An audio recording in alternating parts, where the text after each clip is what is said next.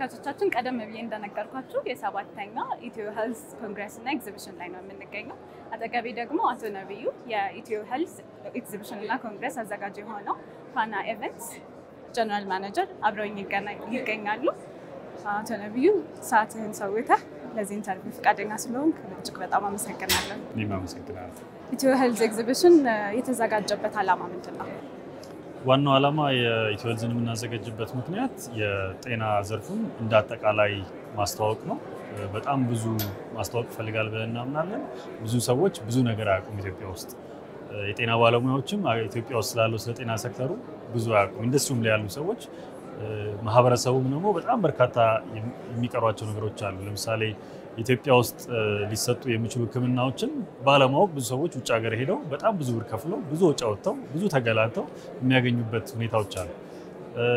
አገር ውስጥ የሚመረቱ ምርቶችን መግዛት ሲችሉ የጤና ተቋማት እሱን ስለማያውቁ ከውጭ ሀገር የውጭ ምንዛሪ ፈልገው ብዙ ጊዜ ጠብቀው የሚያመጡበት ሁኔታ አለ። እዚህ አንዱ ዘርፉን በማስተዋወቅ መረጃን ማሳለጥ የግንዛቤ ማስጨበጫ ስራዎችን መስራት ነው። ሌላኛው ደግሞ በዘርፉ ባለድርሻ አካላት መካከል የንግድ ትስስርን ማጠናከር ነው።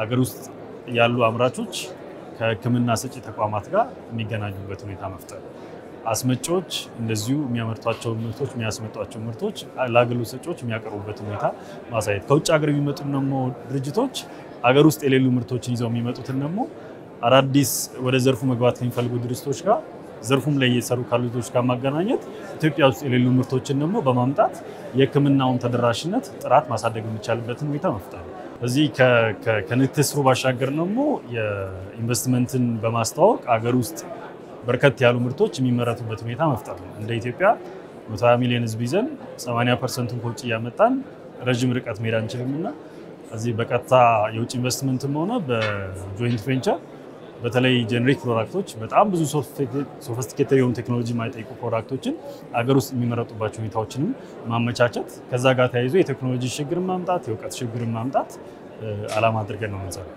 ትልቅ ዓላማ ነው የያዘው። የዘንድሮ ደግሞ ለየት ባለ መልኩ የዲጂታል ሄልዝን ፎከስ ያደረገ ፕሮግራም ነው አይደለ? ለምን ዲጂታል ሄልዝ ተመረጠ? ለዚህኛው ዓመት አገሪቷ ዲጂታል ሄልዝ ላይ ያለችበት አቋም ምን ይመስላል? ከተሳትፎም አንፃር ምን ያክል ድርጅቶች በዲጂታል ሄልዝ አሉንና ምን ያክሎቹ እናንተ ጋር እየተሳተፉ ነው? ዲጂታል ሄልዝን የመረጥንበት ምክንያት እንግዲህ በየዓመቱ ስንመጣ ዘርፉ ላይ ያሉ ወሳኝ ጉዳዮች ትኩረት ሊሰጣቸው የሚገባቸው ጉዳዮች ምንድናቸው የሚለውን መርጠን ከዛ ውስጥ ነው የምንሄደው። እንግዲህ አሁን ዓለም ላይ ዲጂታላይዜሽን በሁሉም ዘርፍ በሁሉም መስክ በጣም እያደገ እየሰፋ ነው ያለው። የጤና ዘርፉንም ብናይ ደግሞ በጣም በርካታ የዲጂታል ሰርቪሶች እየተበራከቱ ነው ያሉት። አገር ውስጥ ያሉትም ኢኒሼቲቮች በርከት ያሉ ናቸው። ዞሮ ዞሮ ደግሞ ብዙ ሰው የሚማረርበትም አንዱ ምክንያት እሱ ነው። ሜዲካል ሪከርዱ ጠፋ ይባላል፣ ፋይል ማግኘት ይቸገራል፣ በርካታ ችግሮች አሉ። ስለዚህ እሱን በማስተዋወቅ የሄልዝ ኬርን ዲጂታላይዝ በማድረግ የአገልግሎት አሰጣጥ ጥራትን ማሳደግ የሚቻልበት ሁኔታ አለ። በትንሹም ደግሞ ኢትዮጵያ ውስጥ ገና ነው፣ ግን በትንሹ የተጀመሩ አገልግሎቶች አሉ። እነሱን ደግሞ በማስተዋወቅ ሰውም የጤና ባለሙያውም የጤና ተቋማቱም እንዲጠቀሙበት በማድረግ ደግሞ ማሳደግ የሚቻልበት ነገር አለ። በመንግስት ደረጃ በርካታ ስራዎች የተሰሩ እንደሆነ መረጃው አለኝ። ወደ 27 የሚሆኑ የዲጂታል ሄልዝ ፕሮግራሞች ወይም ፕሮጀክቶች እየተሰሩ እንደሆነ አውቃለሁ። እነሱም ላይ ያሉ ኢምፕሊሜንቴሽን ላይ ያሉ ክፍተቶች አሉ። ስለዚህ አንዱ ፎረም የሚያተኩረው የሲስተም ቦትልኔክ ብለው ያስቀምጡታል። ከዛ አንፃር የዲጂታል ሄልዝ ሮል ምንድን ነው፣ እነዛን ሲስተም ውስጥ ያሉ ቦትልኔኮችን ለመፍታት የሚል ነው።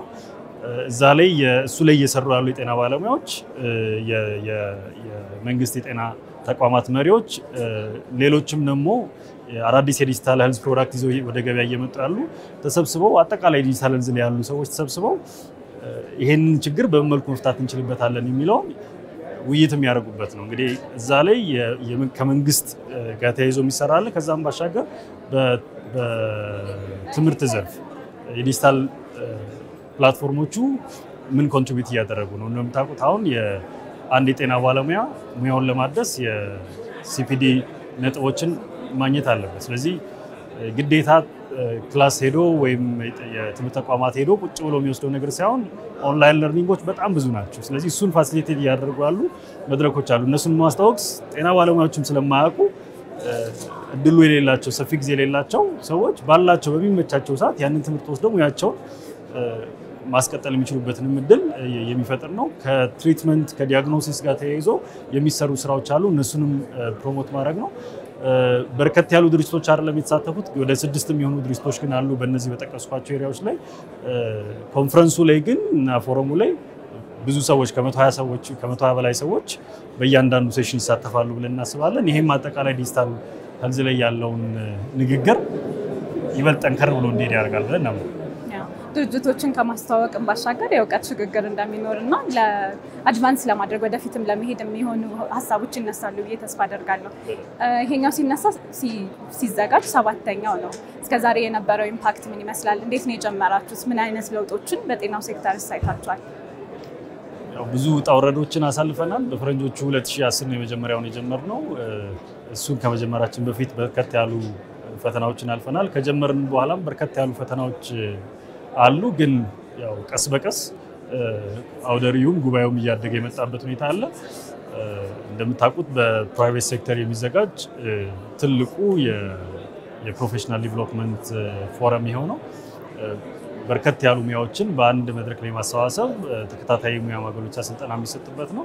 በአውደሪውም ደግሞ በርከት ያሉ ኩባንያዎች አገር ውስጥም ያሉ የውጭ ሀገር ኩባንያዎችን የሚሳተፉበት ነው። ስንጀምር 28 የሀገር ውስጥ ኩባንያዎችን ይዘን የጀመርነው። የሀገር ውስጥ ተሳትፎ እንግዲህ ያኔ 100% ነበር የኤግዚቢሽኑን። አሁን ተገልብጦ ከ60% በላይ የሚሆነው ተሳትፎ የውጭ ሀገር ኩባንያዎች ነው። እንግዲህ ይሄ የሚያሳየው በየአመቱ አዳዲስ ቴክኖሎጂዎችና ምርቶችን ወደ ገበያው እያስተዋወቅን ያለበት ሁኔታ አለ። ጠለቅ ብለን ስናየው ይሄ መሆናቸው የሕክምና አገልግሎት ተደራሽነት፣ ልዕቀት፣ ጥራት ላይ የሚኖረው ተጽዕኖ ሰፊ ነው። መለኪያ ፓራሜትሮች አሉት። እስከዛሬ የነበረውን የ6ቱን ኤግዚቢሽን ጤናው ሴክተር ላይ እንዴት እንዳረፈ ለማወቅ የተደረጉ አናሊሲሶች ወይም ደግሞ የተወሰነ ዳታ ይኖራል? ብዙ አልሰራንም፣ አንሰራም። ብዙ ጊዜ የማንሰራበት ምክንያት ያው ቀጣይነት ያለው ስራ ስለሆነ የምንሰራው በሚቀጥለው ምን የተሻለ ነገር እንስራ የሚለው ላይ ትኩረት አድርገን እንሰራለን። ግን ደግሞ ከተሳታፊ ድርጅቶች ጋር ኢንዱስትሪው ላይ ካሉ ስቴክሆልደሮች ጋር በፓርትነርሺፕ ስለምንሰራ መረጃዎችን ግን እንሰበስባለን። ለምሳሌ ባለፈው አመት የአንደኛው ትኩረት የነበረው ፕሮግራም የፋርማሲካል ማኒፋክቸሪንግ ኢንቨስትመንት ፎረም እዚህ ኢትዮጵያ ውስጥ የተዘጋጀ የመጀመሪያው ፋርማሲካል ላይ ብቻ ያተኮረ ኢንቨስትመንት ፎረም ነው። ከውጭ ሀገር የመጡ በተለይም ከህንድ ሀገርና ከባንግላዴሽ የመጡ ከ100 በላይ ኩባንያዎች ነበሩ እዛ ኢንቨስትመንት ፎረም ነው። ስለዚህ እሱ ላይ ያደረግነው አጠቃላይ ኢትዮጵያ ውስጥ ያለው የፋርማሲካል ሴክተር ምን ይመስላል፣ መንግስት ምን አይነት ማበረታቻዎች ይሰጣል፣ በኢንቨስትመንት በኩል ምን ሂደቶች ይከናወናሉ፣ ፕራይቬት ሴክተሩ ላይ ያለው እድል ምን ይመስላል፣ ፈተናዎችስ እንዴት ናቸው፣ በቀጣይስ እንዴት መሄድ እንችላለን፣ የሌሎች ሀገሮች ተሞክሮ ምን ይመስላል የሚለውን ሰፊ ውይይት የተደረገበት ነው። ከዛ በኋላ አዳዲስ የጆይንት ቬንቸር ኢኒሼቲቮች ተጀምረው ፕሮጀክት ላይ ያሉበታል። ስለዚህ ይሄ ወደ ኮሚሽኒንግ ሲገባ አዳዲስ ምርቶች አገር ውስጥ የሚመረቱ ምርቶች በቀጥታ ለገበያው የሚቀርቡበት ሁኔታ አለ። ይሄም የውጭ ሀገር ምርቶች ላይ ያለንን ጥገኝነት ይቀንሳል ማለት ነው።